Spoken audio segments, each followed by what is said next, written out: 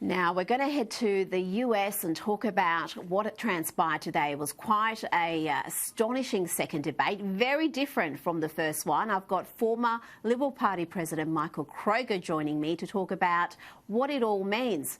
Welcome, Michael. It was very different to the first one. They changed the rules, I think, to try to help Biden, but it actually helped Trump. Have a quick look at this. I will not sacrifice tens of millions of jobs, thousands and thousands of companies because of the Paris Accord. Now, that's going to be a big issue, and Trump, you would think the environment would be a weakness for him, and in certain states and demographics it is. But what do you think about his approach to that crucial issue? Well, I think he's right on that. I mean, there's certainly an underlying feeling in America that we've lost our jobs, manufacturing jobs, to China and other countries. And that's why his free trade agreements, his whole mantra early on, Rita, about bringing jobs back to America from Mexico, etc., has been a very powerful weapon. His economic message has been very powerful. And before COVID, he was on track to win this election. Despite all his failings, his management of the economy and all the details we know about was going to see him propelled to victory because of the COVID crisis and the rather poor way he handled it. The emphasis has gone off, his success in the economy and the jobs he brought back to America onto a lot of other issues, and he hasn't been able to get the debate back onto that. But, I think on the Paris Agreement, it's a net positive for Donald Trump. I think he actually did. I think he actually, we'll look at the clip later, but I think he actually did really well on the COVID issue because if you talk to anyone in Australia with the standard of the US coverage they get here, they think everything that happens in the US is because of Donald Trump. But just like Australia, it's the whoever heads each state who determines the COVID response. And certain governors have handled it really well, and certain governors have absolutely botched the response, like we've seen here in Victoria. Now, Biden's pledge to transition away from oil and gas will be ringing all sorts of alarm bells in some states, including the crucial state of Pennsylvania. Have a look at this. I don't know where he comes up with these numbers. $100 trillion. Give me a break. This plan was endorsed by every major environmental group and every labor group. Labor.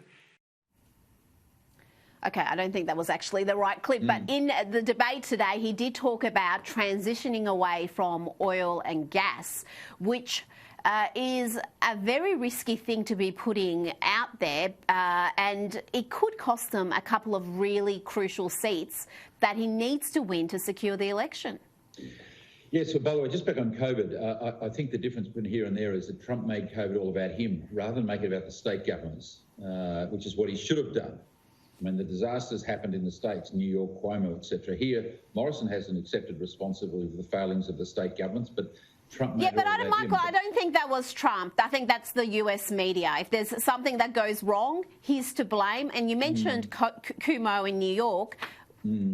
Absolutely disastrous response. Almost 3 times the per capita national average for deaths, despite having a really strict lockdown. And yet he's on a book tour. He's written a book about how well he's done, and the media are applauding him. So I don't think you could just say Trump decided COVID was all about him. I think any disaster is going to be attached to him. But when we also talk about the... I don't think it helped that he held these daily press conferences giving updates, saying some things which were really foolish to say. But look, he stopped doing that, and that was a good thing because it is all about the response of the state governors. But look, to your point, I think when you go over there, and you're lucky to be going over there, I wish I was going with you and the rest of the team. But I think Pennsylvania is now the critical state in this election. It's got 20 college votes. He won 306 last time, although he got 304 votes because 2 people who were meant to vote for him didn't. If people want to know what the difference between the 2 numbers that keeps getting quoted are. Pennsylvania is an oil state. It's very proud of its oil history, which goes back over 150 years. It's not one of the top, developers now, but it's a very important oil state. He will have offended quite a few people, Biden, in Pennsylvania today. Trump's going to win Texas anyway. So I think that's for me. I don't think he's going to offend them. He's going to scare them. These are people's livelihoods and jobs. And the US has become completely self-reliant when it comes to energy because of things like fracking. And on that contentious issue of fracking, Biden said this. President Biden to respond. I never said I oppose fracking. You said it on tape. I did. Show the tape. Put it on your website. I'll put it on. Put it on the website. Okay, Joe, you want us to put it on the website? Let's have a look at what you actually said. No new fracking. We are going to get rid of fossil fuels. Well, what about, say, stopping fracking and stopping... Would there be any place for fossil fuels, including coal and fracking, in a Biden administration? No, we would work it out. We would make sure it's eliminated. I guarantee you, we're going to end fossil fuel, and I am not going to cooperate. No ability for the oil industry to continue to drill, period. Ends. Number one. 3 consecutive American presidents have enjoyed stints of explosive economic growth due to a boom in oil and natural gas production. As president, would you be willing to sacrifice some of that growth, even knowing potentially that it could displace thousands, maybe hundreds of thousands of blue-collar workers in the interest of transitioning to that greener economy? The answer is yes.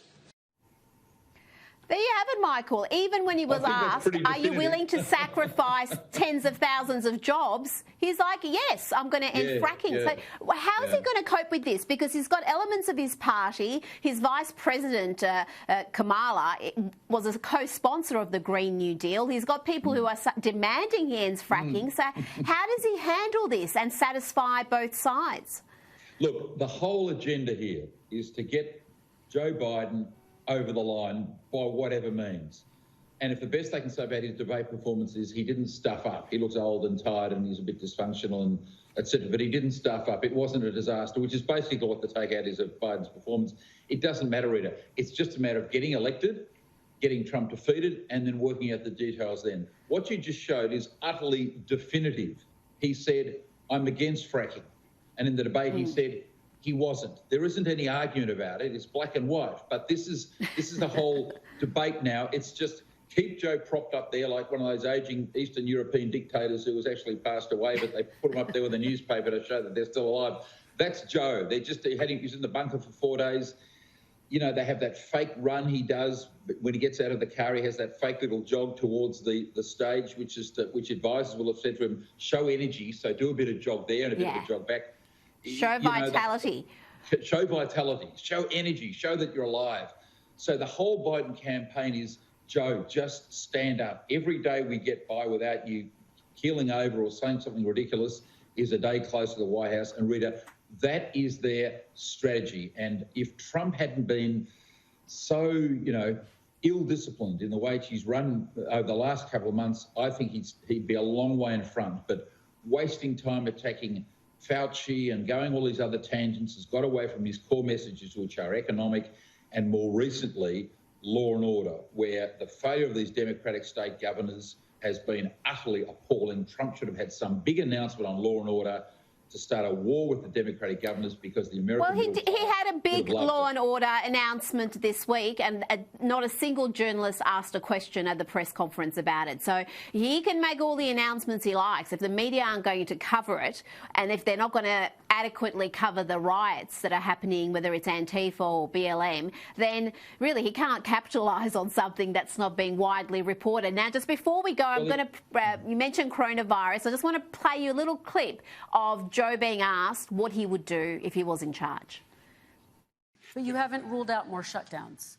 Well, no, I'm not shutting down the name, but they need standards. Look, all he does is talk about shutdowns, but forget about him. His Democrat governors, Cuomo in New York, you look at what's going on in California, you look at Pennsylvania, North Carolina, Democrats all, they're shut down so tight and they're dying. They're dying. And, Michael, that was the point you were making earlier, that he's got to highlight the different governors and their responses and results, because just like Australia, you're not going to blame Scott Morrison for what's happened in Victoria or give him credit for what Gladys Berejiklian's done. Now, thank you so much for joining us, Michael. Great pleasure.